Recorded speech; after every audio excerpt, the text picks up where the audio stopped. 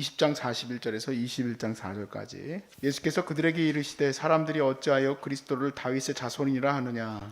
시편에 다윗이 친히 말하였으되 주께서 내 주께 이르시되 내가 네 원수를 내 발등상 삼을 때까지 내 우편에 앉았으라 하셨도다 하였느니라. 그런즉 다윗이 그리스도를 주라 칭하였으니 어찌 그의 자손이 되겠느냐 하시니라. 모든 백성이 들을 때 예수께서 그 제자들에게 이르시되 긴 옷을 입고 다니는 것을 원하며 시장에서 문안 받는 것과 회당의 높은 자리와 잔치의 윗자리를 좋아하는 서기관들을 삼가라. 그들은 과부의 가산을 삼키며 외식으로 길게 기도하니 그들이 더 엄중한 심판을 받으리라 하시니라.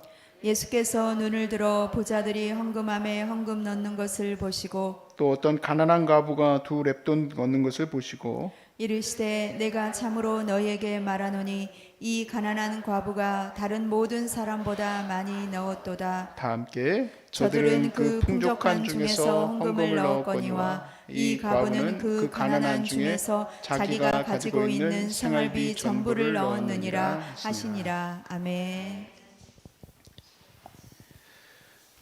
처음 시작할 때가 한 23살 그때쯤인데 막 그냥 진짜 정신없이 달려온 것 같고요. 그리고 요즘에는 굉장히 심플한 삶을 살고 있는데 더 빨리 가는 것 같아요. 심플하게 사니까 더 빨리 가는 것 같아요. 그래서 정말 시속 40km 달리는 것 같아요.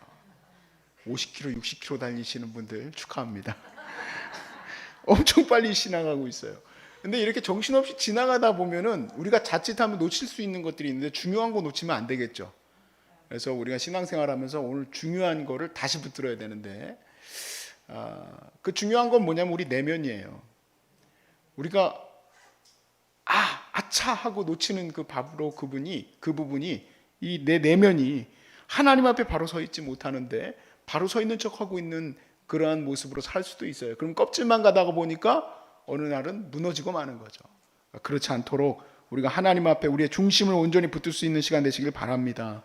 자, 제가 이렇게 말씀을 드리는 오늘 본문의 핵심은 외식에 대한 이제 주님의 비평부터 시작됩니다. 46절에 보니까 외식하는 일을 주의하라고 말씀하세요. 긴 옷을 입고 다니는 것을 원하며 시장에서 문안 받는 것과 회당의 높은 자리와 잔치의 윗자리를 좋아하는 서기관들을 조심해라, 삼가하라 그랬어요. 자, 사람들이 존경하는 사람들 아닙니까? 서기관은 오늘날로 말하면 교수님이고 또 학자고 신학자고 또 그런 분들이에요. 그런데 그렇게 존경받는 인물들을 너희들이 조심해라. 무엇을 조심하라는 걸까? 47절에 보니까 그들은 과부의 가산을 삼키며 외식으로 길게 기도하니 그들이 더 엄중한 심판을 받으리라 하시니라.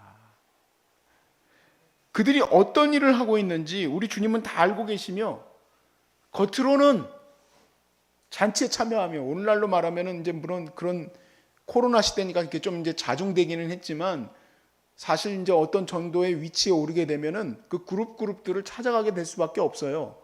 제 마음에도 나도 어떤 그룹에 좀 속해 하면 어떨까? 어떤 목사님들이 이렇게 모였다는데 거기 가보면 어떨까 하는 생각이 왜 없겠어요?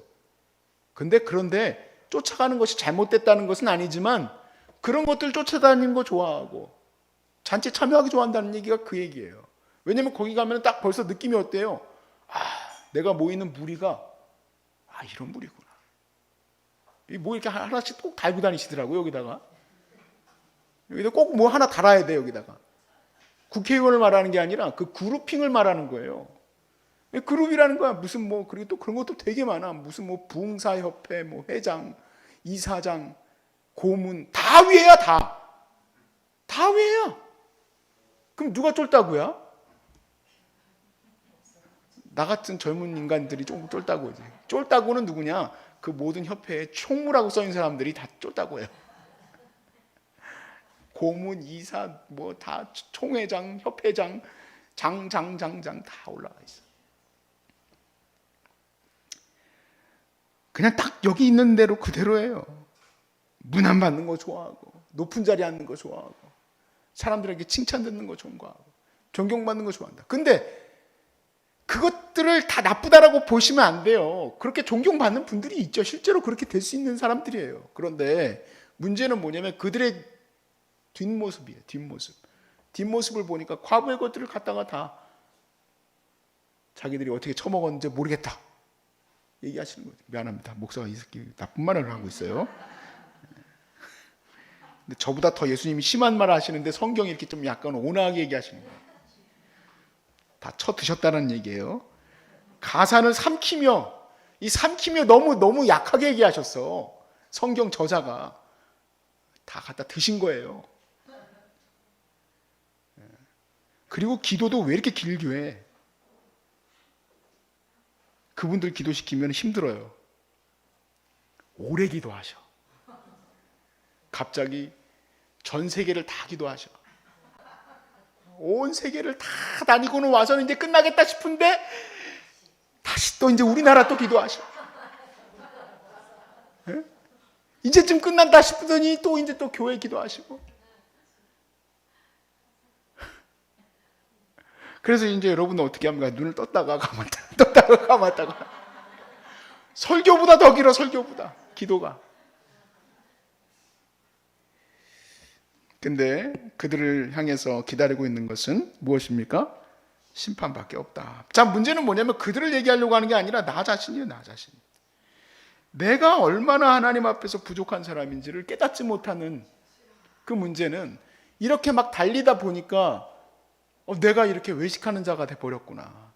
내 안에 있는 문제들이 정말 다 무너지고 있는데, 그런데 주님이 다 알고 계시는데도 불구하고 내가 그냥 폭주기관처럼 막 달렸구나.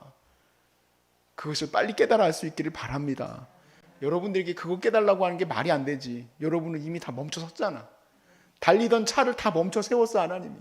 왜? 내면을 다 채우시려고. 꽉꽉 채우시려고 하나님이. 주님께서 채우실 때 기뻐 받으시길 바랍니다. 자, 이런 일들은요, 절대로 아플 때 문제 생기지 않아요. 이건 예방접종이에요. 백신 맞는 거야. 가난하고 힘없고 병 들었을 때는 이런 문제 하나도 없어요. 언제 생기냐? 펄펄 날아다닐 때 그때 생기는 거야, 그때. 그러니까 그러면 또 얻어맞고, 그럼 또 와가지고 또 주님 잘못했습니다 그러고, 잘못했습니다 하면 다행이긴 하지만 항상 우리가 이 가난하고 힘없을 때는 문제가 없어요. 이게 하나님이 이제 복 좀 주시려고 조금 세워놓으면 그때 또 난리를 치고 또 달리기 시작하면은 그러면 답이 없는 거예요. 자, 우리 주님은 어디를 보실까요? 거칠애를 보시는 게 아니라 우리 주님은 중심을 보세요. 자, 중심을 보심에 대해서 얘기하실 때에 정말 돈 얘기 안 할 수가 없는 거죠. 주님도 헌금 생활에 대해서 주님이 이제 언급하세요. 하나님이 우리 신앙생활의 척도를 보시는 것, 평가 기준, 쉽게 말해서 헌금으로 분명히 드러나요.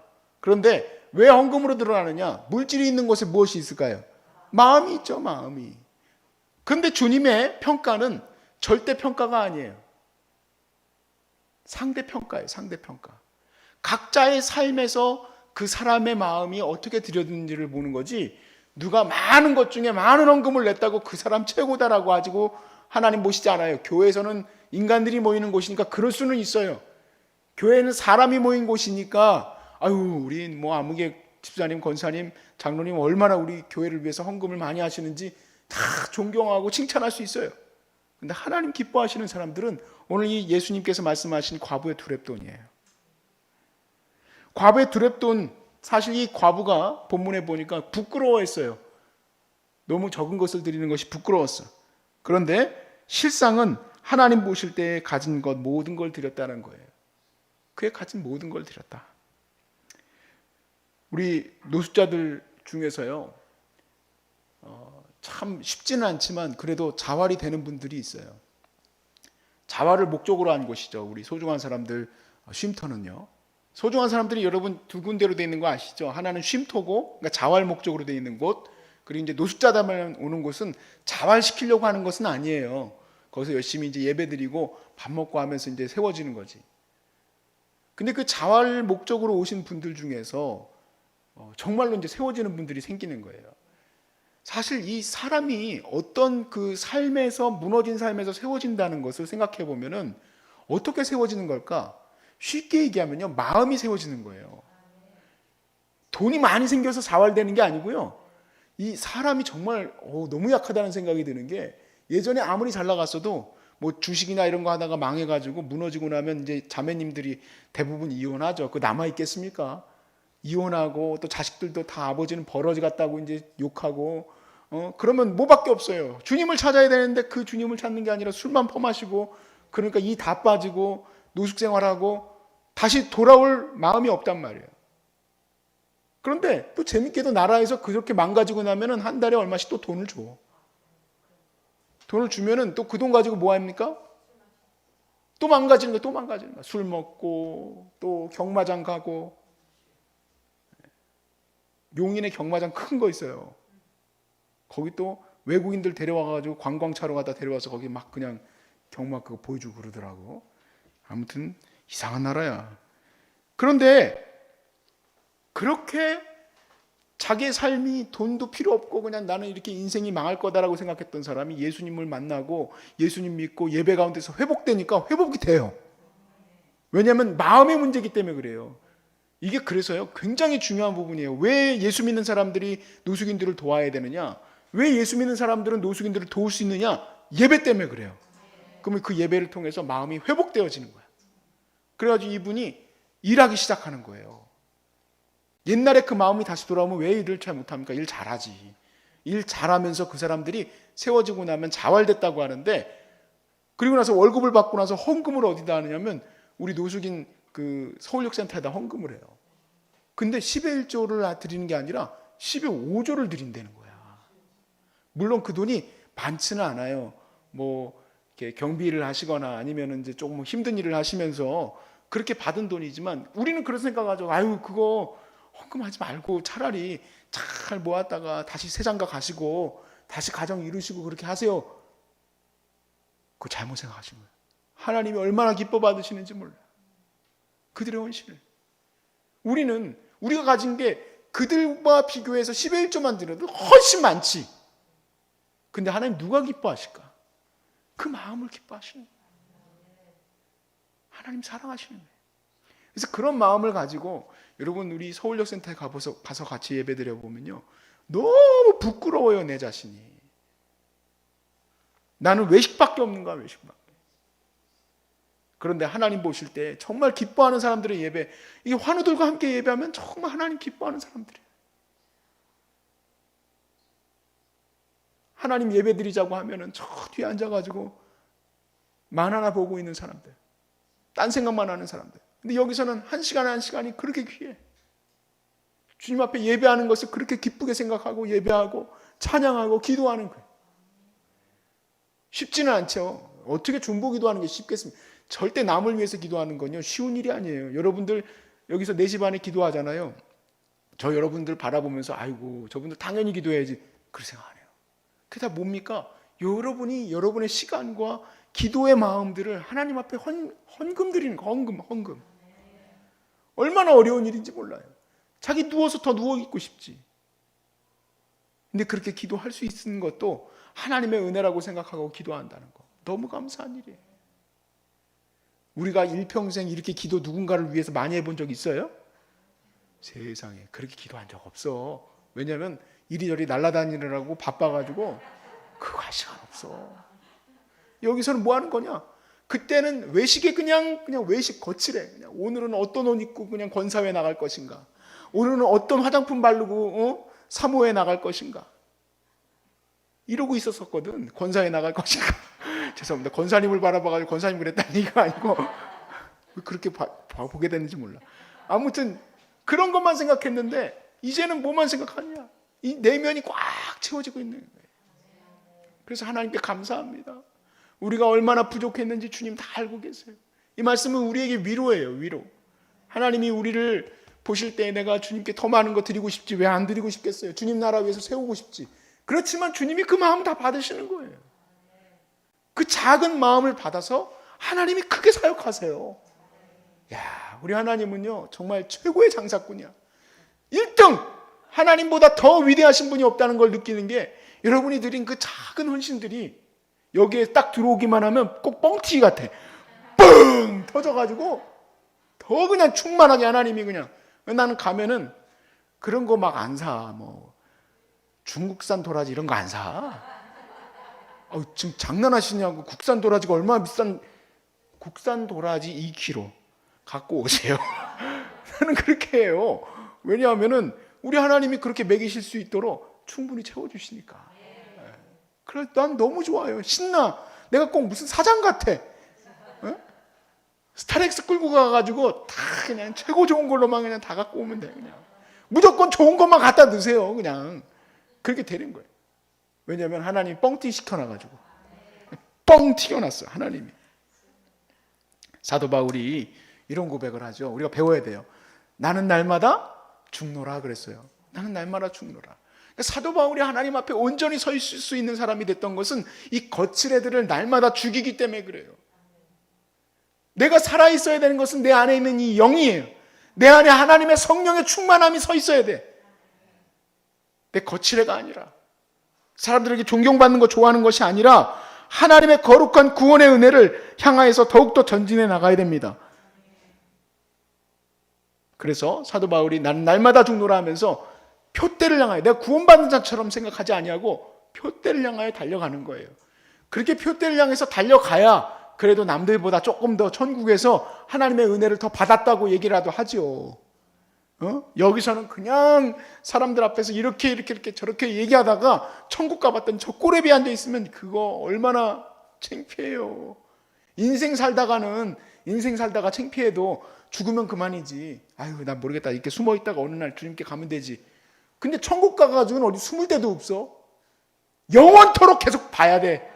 아유, 저 목사는 존경 엄청 받더니만 저 꼬레비에 뭐 하고 있는 거야, 저 인간은. 그거 어떻게 창피해가지고 살아. 이름 석자라도 알리지라도 말지. 이름 석자 다 알아. 근데 저 꼬레비에 앉아 있어. 큰일 많이 했다고 거짓말하고 다녔어. 큰일 하나도 안 했어. 하나님 앞에 드린 거 하나도 없어.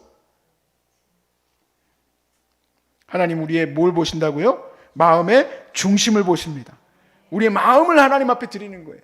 오늘도 우리가 이 경주를 달려가는데 여러분 끝까지 완주하시길 바라고, 오늘 이렇게 암에 걸렸지만 이건 경주가 끝난 게 아니에요. 하나님이 이제 채우고 있는 거야. 랩 타임을 또 뛰기 위해서 여러분 잠깐 우리가 브레이크 타임 갖는 거예요. 브레이크 타임. 브레이크 타임은 끝난 게 아니에요. 달려가기 위한 준비예요, 준비. 그래서 내 내면이 충만히 채워지시기를 주의 이름으로 축복합니다.